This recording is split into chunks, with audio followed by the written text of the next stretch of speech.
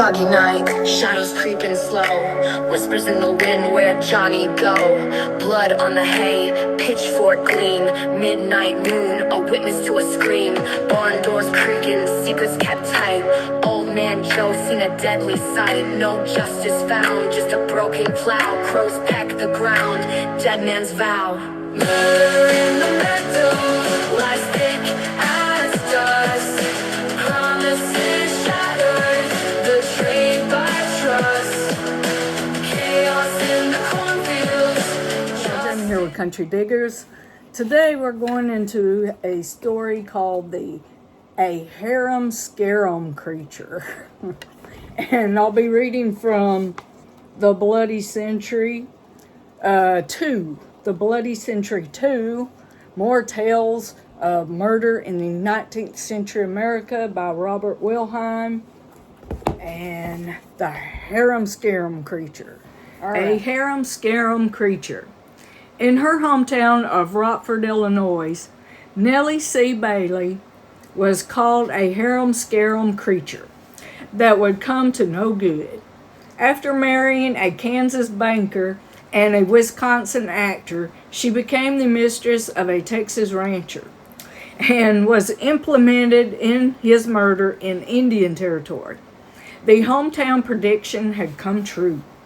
Date, October 7th, 1883. Location, Skeleton Ranch, Indian Territory. Victim, Clement Bothamy. Cause of death, gunshot. Accused, Nellie C. Bailey. William Dodson led a drive of 2,300 head of sheep from Kansas through Indian Territory to their new home in Texas in October 1883. A mile behind them, the owner of the new ranch, a widower named Clement Bothamy, and his sister Bertha traveled in a wagon outfitted with bedrooms and pulled by 2 yoke of oxen. The wagon was so large that observers compared it with a railroad car. The night of October 7th, Dobson heard Mrs. Bothamy calling from a distance and ran to see what was wrong. She took him to the wagon and led him inside, where Clement lay dead from a gunshot wound to the head. He killed himself, she told Dodson. Clement had been suffering from rheumatism, and the pain had become unbearable. He had been taking large doses of morphine, but even that had not alleviated the pain. Bertha had been awakened by the gunshot and found her brother lying dead. They realized that they would have to dig a grave and bury him on the trail. A wagon headed for Kansas had passed them several hours earlier, and Dodson rode to them to ask for assistance. The men returned with them, and they buried Clement Bothamy near Skeleton Ranch. After a brief ceremony, Bertha and Dobson continued the drive. In Kansas, federal marshals heard the story of Bothamy's death and suspected foul play. Marshal Hollister and a group of deputies caught up with the sheep drive about 9 miles south of the site of the murder.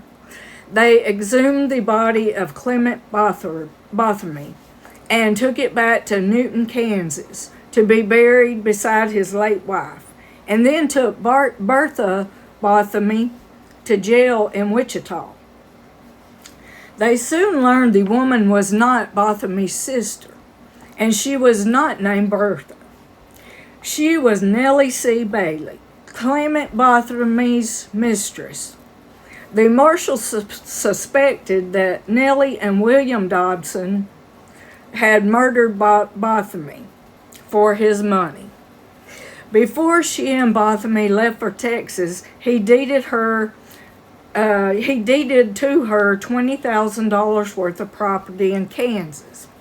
After his death, she took possession of his trunk containing $7,000 in jewelry and diamonds, and his outfit consisting of sheep and stock worth $10,000.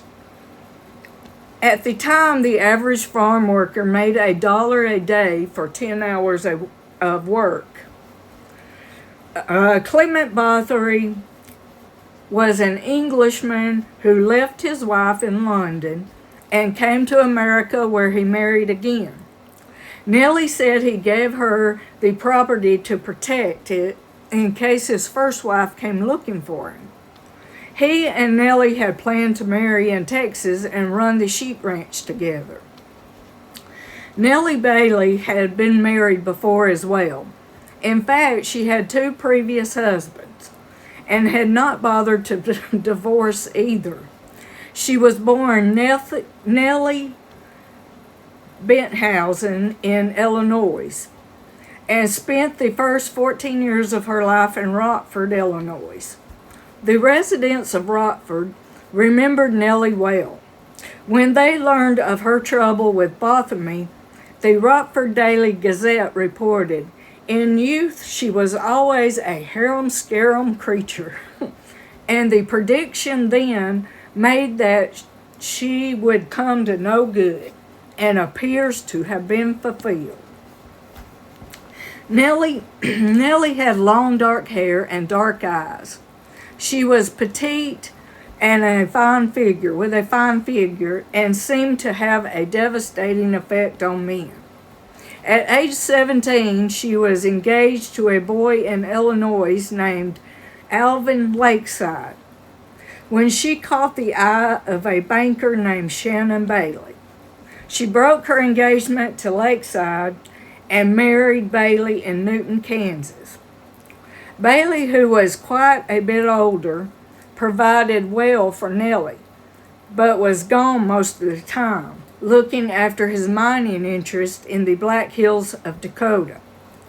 In his absence, Nellie grew restless, traveling first to New Jersey and then to Wisconsin. In Waukesha, Wisconsin, Nellie stayed with an aunt and attempted to start a theater company. She and a group of young people spent several weeks rehearsing a play that Nellie wrote entitled The Maniac Lover.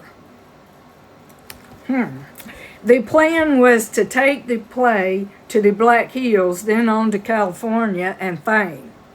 Well, the Maniac Lover, oh my goodness. During this time, Nellie's life had become so wild that her aunt kicked her out of the house. She would later say that Nellie was always a witch cat. The play was never performed, but Nellie became intimate with Robert Reese, one of the players.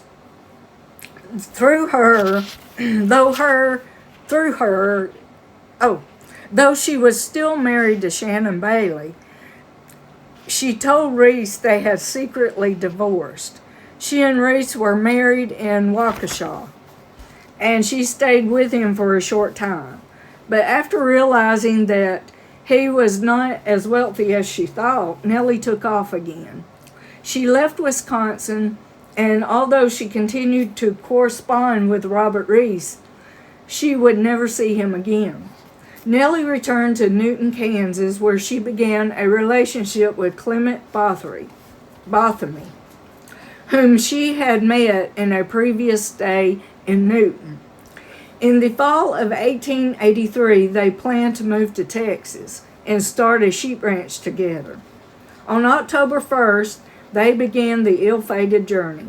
In Wichita, Nellie was indicted for murder and held on $10,000 bail. She spent more than a year in jail waiting for her trial.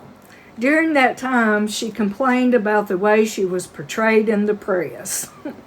She began working on a novel based on the true story of her life to be called The Dover's Revenge, or The Secret of Sunset Trail. The trial, January 19th, 1885. Nellie's trial began on January 19th, 1885.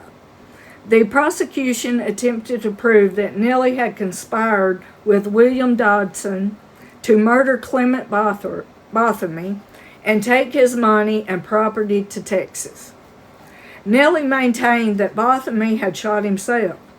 In the end, there was little evidence to contradict Nellie's statement, and on January 20th, she was acquitted of all charges. Verdict, not guilty. Aftermath, it was reported that following her acquittal, Nellie was offered a position with a professional theatrical company, and she planned to accept.